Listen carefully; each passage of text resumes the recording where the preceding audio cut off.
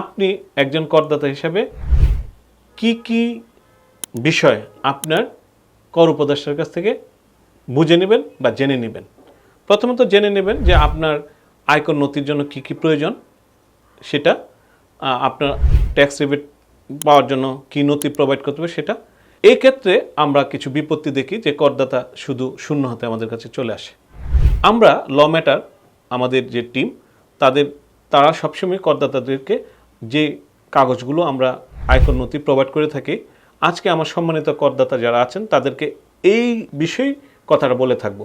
সেটা হলো, আপনি অবশ্যই আপনার কর উপদেষ্টার নিকট থেকে আপনার আইডি পাসওয়ার্ডটা জেনে নেবেন যদি এটা অনলাইন রিটার্ন হয়ে থাকে।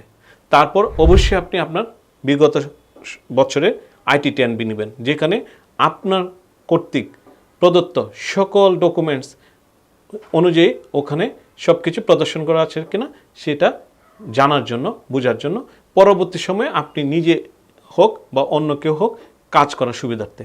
তারপর আপনি আপনার অ্যাকনলেজমেন্ট স্লিপটি অবশ্যই নেবেন, যেটা প্রায় সব জায়গায় কাজে লাগে। এবং সর্বশেষ, এখন অনলাইন রিটার্নের যুগে আপনি একটি আয়কর সার্টিফিকেট পেতে পারেন।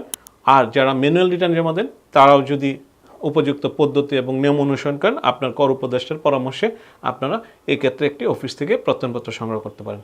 বিশেষত আমার করদাতাদেরকে বলা যে আপনি আপনার উপদেষ্টার নিকট থেকে আইটি10B অবশ্যই সংগ্রহ করবেন, আর অনলাইন রিটার্ন যারা জমা দেন তারা আইডি পাসওয়ার্ড সংগ্রহ করবেন।